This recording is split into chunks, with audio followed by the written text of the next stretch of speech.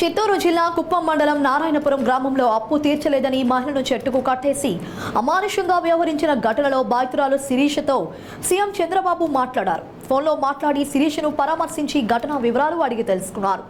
గతంలో ఎప్పుడైనా వారి నుంచి వేధింపులు ఎదురయ్యాయా అని అడిగారు.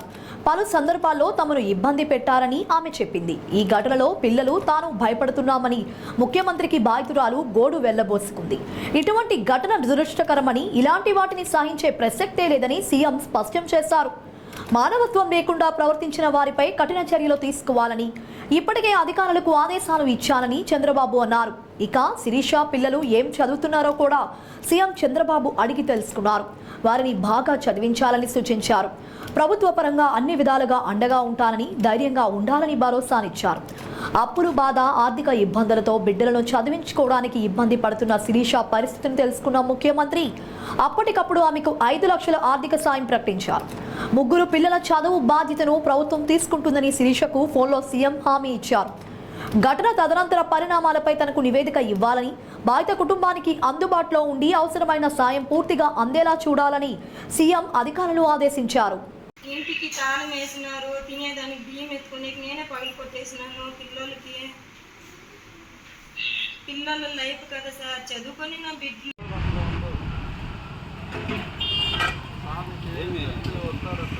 సార్ ఎవరో దీంతో నరికేసినారంట కత్తిలో.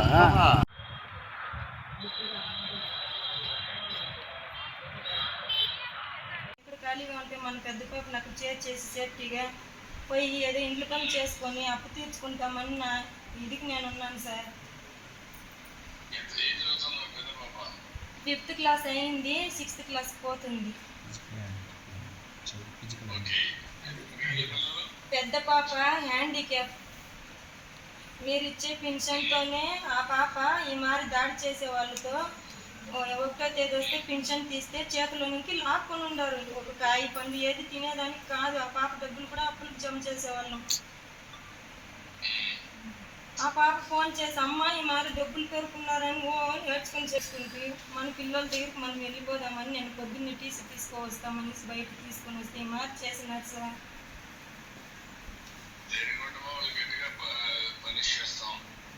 మీ తరపున నుంచి మా ప్రాణానికి లైఫ్ లాంగ్ మాకేది జరగదు. మా చంద్రన్న ఉన్నాడు, నాకు హెల్ప్ చేస్తాడు.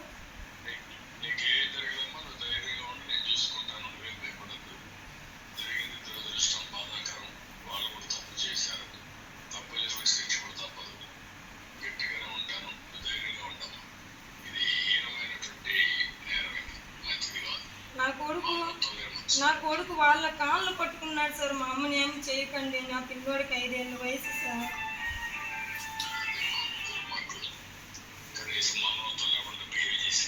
నాకు జరిగిన అన్యాయం ఏ స్త్రీకి జరగకూడదు సార్. ఇంటి మీదట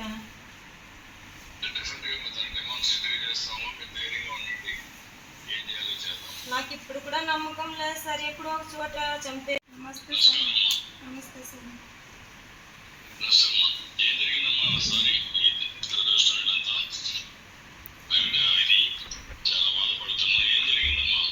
పిల్లలకి టీసీ తీసుకొస్తామని స్కూల్ లోపలికి వెళ్ళి టీసీ తీసుకొని బయట వచ్చినాను సార్.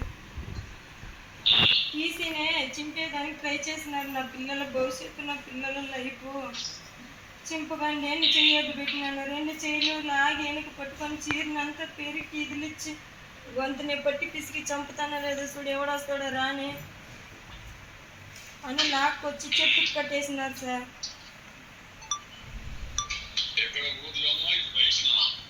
వాళ్ళ ఇంటికి నేరుగానే రోడ్డు పక్కనే ఒక 200 మంది చూసినారు సార్. చూసి చూడనట్లు పోయేవాళ్ళు. ఇది లైవ్ చేసినట్టు నాకు కూడా తెలియదు. నిన్న పోలీస్ స్టేషన్కి వస్తే అక్కడ చూసినాను నేను సెల్లులో వీడియో. మా కొడుకునైతే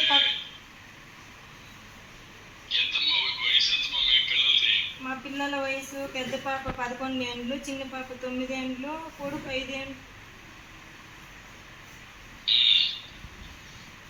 అప్పు తీసుకున్నామనేసి మా భర్తని ఫస్ట్ టైము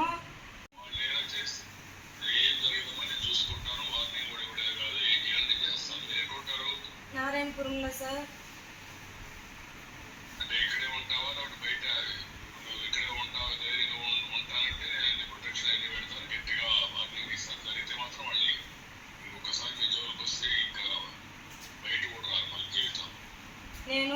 ఊరికి పనికి పోతాను, అక్కడ ఉంటాను.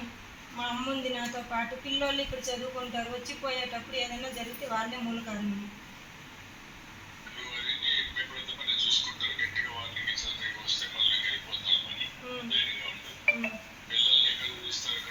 మాకు విజయలాపురం హాస్టల్లో సీట్ కావాలా. మా పెద్ద పాపకు 2 పిల్లలు గవర్నమెంట్ స్కూల్లో పోతారు, కెంచన్బల్లో.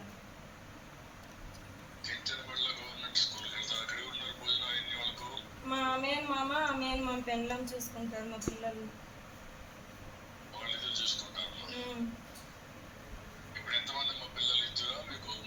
ముగ్గురు సార్, 2 ఆడపిల్లలు, ఒక పాప హ్యాండిక్యాప్ అని, తర్వాత 2 బాగా పుట్టారు సార్.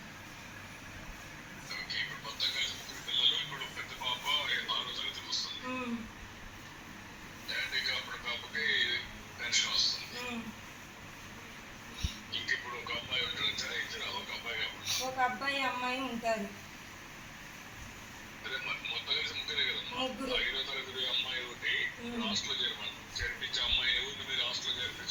మధుశ్రీ పెద్ద పాప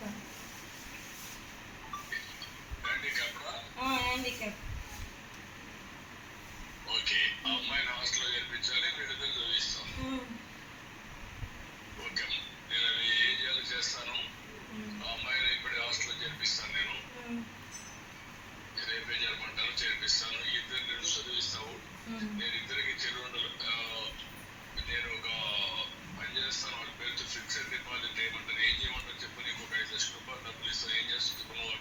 నా పిల్లల చదువు పెడతాను సార్. నా పిల్లల లైఫ్ గురించి నన్ను చాలా మార్చేసుకోండి సార్. నేను